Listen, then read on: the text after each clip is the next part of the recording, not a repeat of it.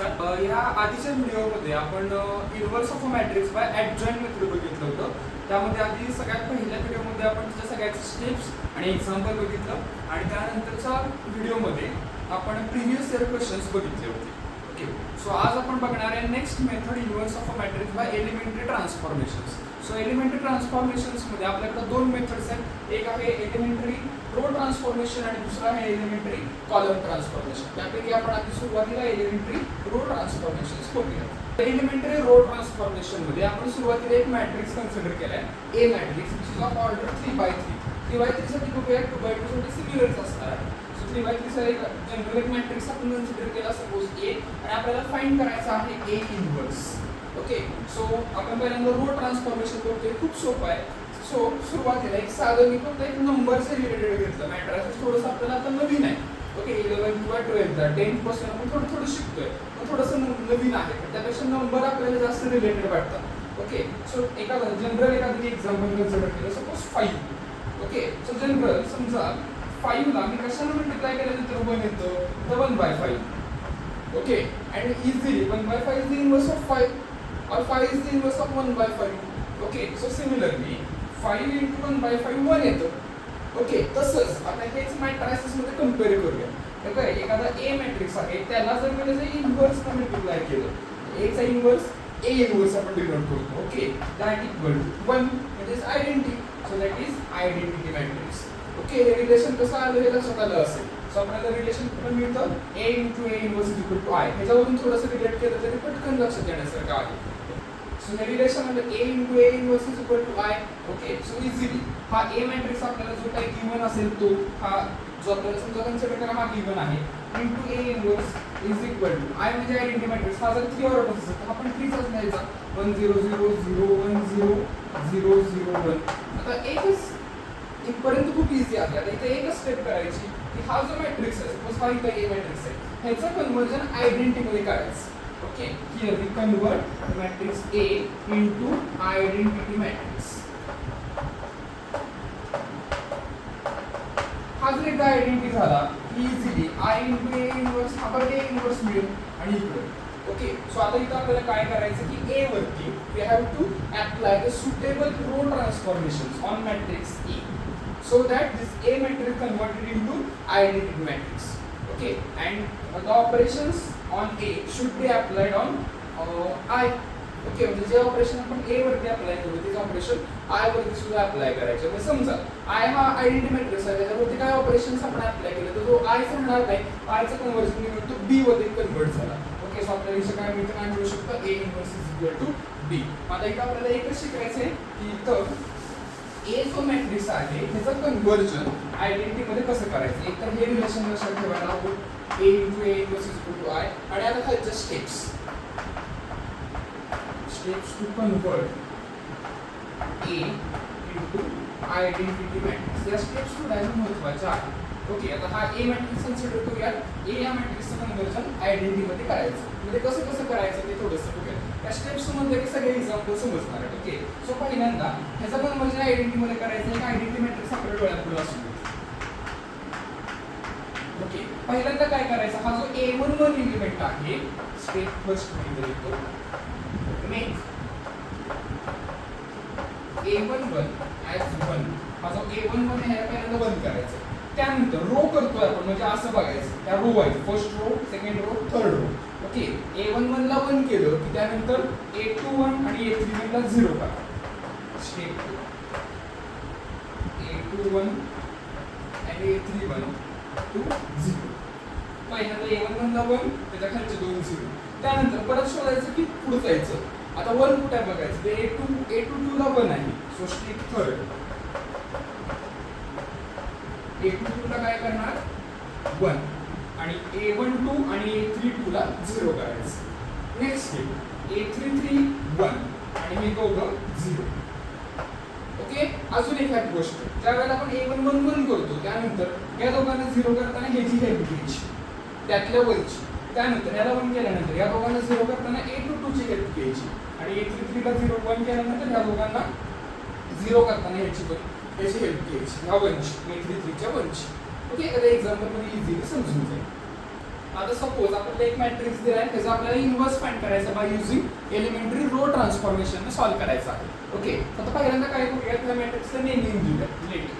मग अशा आपण ज्या सगळ्या स्टेप्स बघितल्या थोड्याशा अप्लाय करायचं, म्हणजे ऍक्च्युअली लक्षात येते की या स्टेप्स आपण कशा कशा वापरणार आहोत ते. सो पहिल्यांदा आपण नेम दिलं ए दिसायचं मॅट्रिक्स. ओके, सो पहिल्यांदा आपण ऍडजॉइंट मेथड बघताना सुद्धा बघितलं होतं की कुठल्याही मेथडनं जरी आपल्याला इन्व्हर्स फाइंड करायचा असेल तर फर्स्ट स्टेप असेल ती म्हणजे त्याचा डिटर्मिनंट फाइंड करणं, आणि तो जर डिटर्मिनंट नॉन झिरो आपल्याला मिळाला तरच आपण म्हणू शकू त्याचा इन्व्हर्स एक्झिस्ट आहे. सो पहिल्यांदा त्याचा डिटर्मिनंट फाइंड करूया. So determinant A is equal to determinant 1 2 3 1 1 5 2 4 7. So याचा डिटर्मिनंट आपण जर फाइंड केला 1 in bracket is 7 minus 20 minus 2 in bracket 7 minus 10 plus 3 in bracket this 4 minus 2. Okay, so we get this minus 13 minus 2 minus 3 plus 3 into 2, so minus 13 plus 6 plus 6, so 12, so minus 1. So this is non-zero, therefore we can write A inverse exists. कुठलाही method ही statement कशा आहे तर एक mark आपल्याकडे आहे.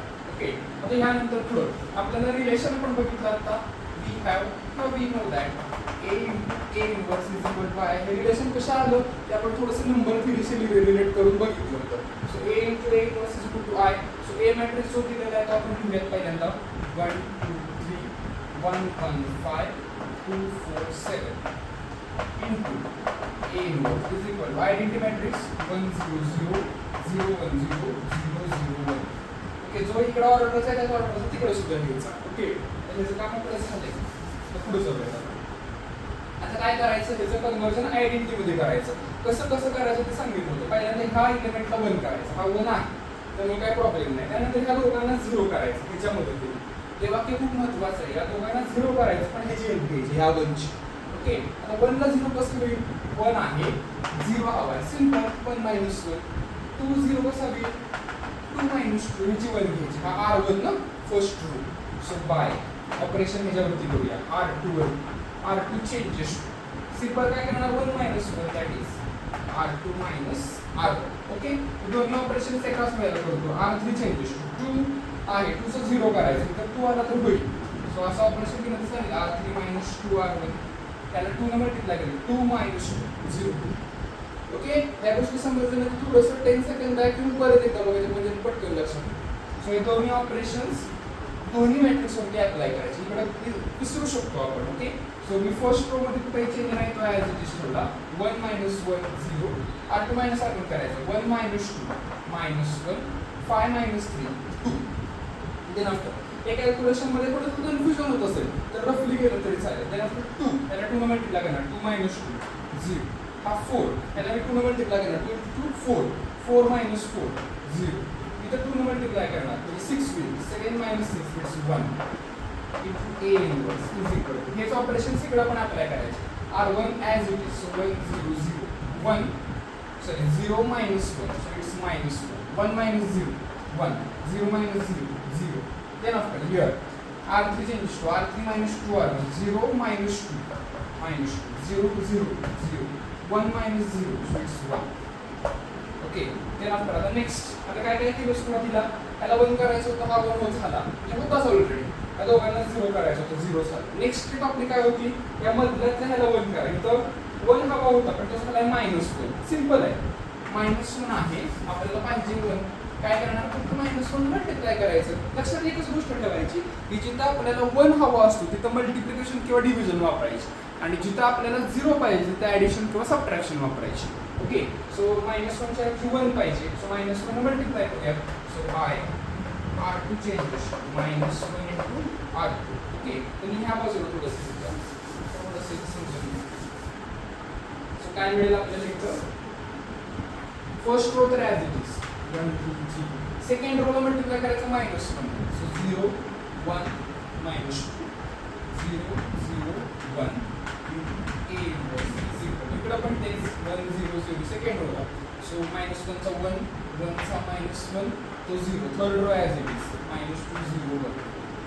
Okay, हे झालं. आता नेक्स्ट काय करणार, हा 1 केल्यानंतर ह्या दोघांना 0 करायचं ह्याची हा 0 ऑलरेडी आहे. 2 + 0 कसं करणार आहे त्याच्यासारखं बघा असं.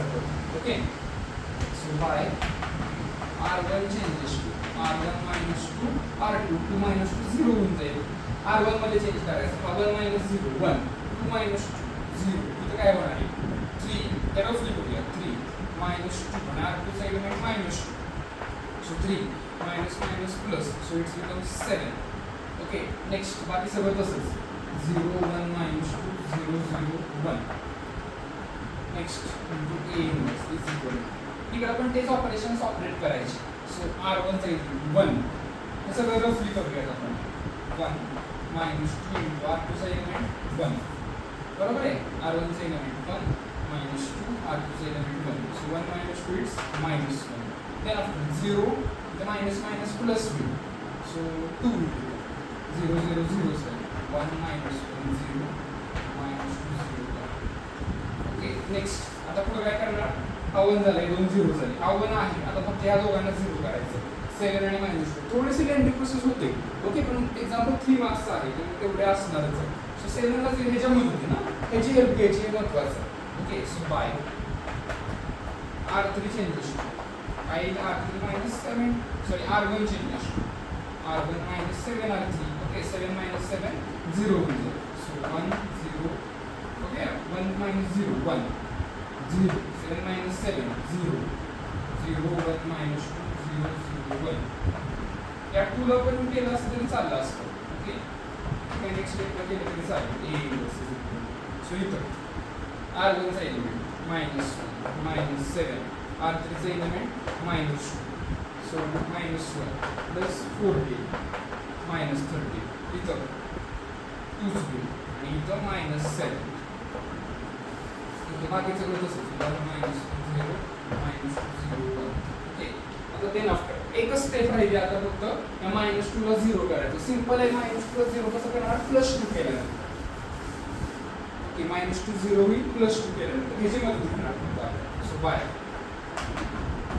R2 changes R2 plus 2 R3 minus 2 plus 2 0 होऊन जाईल ह्याची हेल्प घेतली R3 च्या 1 ची बाकी सगळं तसंच 1 0 0 आता इथे काय होईल 0 plus 0 0 1 plus 0 1 minus 2 plus 2 0 0 0 1 A inverse is equal to इकडं first y as it is -13 minus 7 इथं ते करणार ऑपरेशन R2 चा एलिमेंट 1 plus 2 R3 चा element -2 so 1 minus 4 minus 3 then after इथं पुढचा -1 plus 2 R3 चा एलिमेंट 0 so हे -1 झालं then 0 plus 2 आणि 2 आणि पुढचा तसाच ठेवला -2 0 1 ओके.